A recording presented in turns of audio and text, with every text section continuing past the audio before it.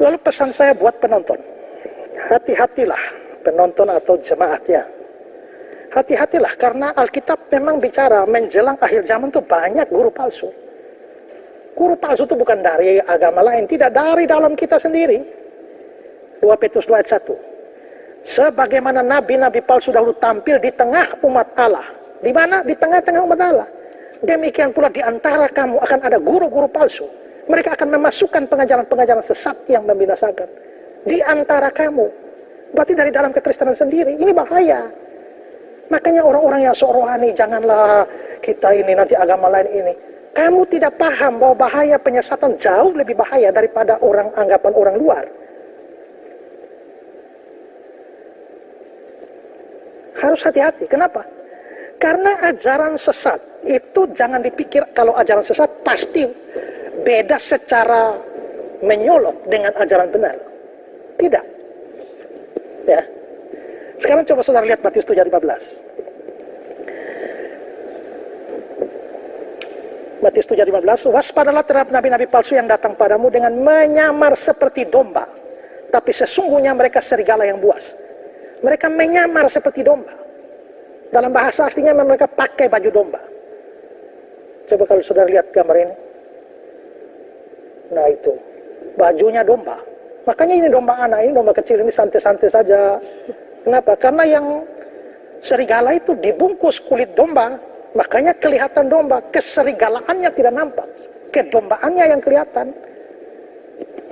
Coba kalau serigala asli muncul, kabur sudah itu anak domba itu. Karena itulah maka jangan bodoh dengan menganggap bahwa yang menyesatkan itu pasti akan bertentangan dengan Alkitab secara menyolok. Tidak.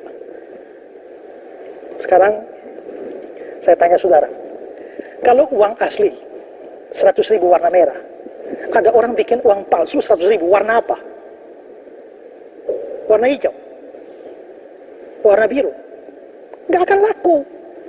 Uang asli warna merah, uang palsu pasti warna merah.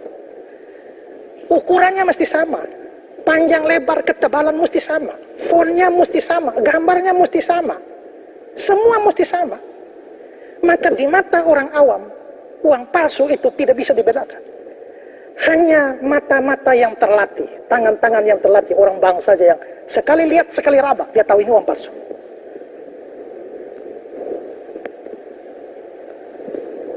Kalau orang bikin uang palsu itu beda secara menyolok, hanya orang bodoh yang akan ikut. Dan setan tidak sebodoh itu. Coba kalau saudara lihat gambar ini, uang 100, uang 1000 asli, lalu bikin uang palsu 1000, semua sama, di atas Kapten Patimura, di bawah Kapten Esra. Hanya orang gila yang mau ikut, mau pegang uang ini kan? Tidak. Karena itulah maka ajaran sesat itu pasti mirip, ngutip ayat juga. Setan saja ngutip ayat kok. Oke, contoh lain. Kalau saudara mau bunuh orang, saudara campur nasi pada racun atau campur racun pada nasi? Apa bedanya? Apa bedanya campur nasi pada racun dan campur racun pada nasi? Kalau campur racun pada nasi, nasinya lebih banyak. Kalau saudara mau racun orang, ya nasinya banyak, racunnya sedikit saja. Tidak berwarna, tidak berbau, tapi mematikan. Tapi kalau saudara mau racun orang, bawa racun 1 bokor, nasi 2 biji, hanya orang gila mau makan. Setan tidak sebodoh itu. Karena itu ajaran sesat. Jangan dipikir tabrak semua Alkitab, tidak. Ya, bisa kelihatan Alkitab, ya kelihatan dari Tuhan. Tapi terjadi penyimpangan-penyimpangan yang hanya mata terlatih, hanya tangan terlatih yang bisa mendeteksi, seperti uang palsu tadi. Kalau saudara tahu-tahu pegang uang, ternyata uang palsu, ketemu orang bank bilang, "Oh, ini uang palsu, saya lihat langsung tahu palsu." Lalu saudara bilang, "Jangan menghakimi, sesama uang tidak boleh." Kan bodoh itu. Ya, syukur diberitahu, tidak bersyukur malah marah. Ya, tugas saya beritahu, saudara mau marah terserah. Ya, karena itu untuk semua saudara harus hati-hati. Tuhan Yesus bilang waspada, ujilah segala sesuatu. 1 Yohanes 4 ayat 1.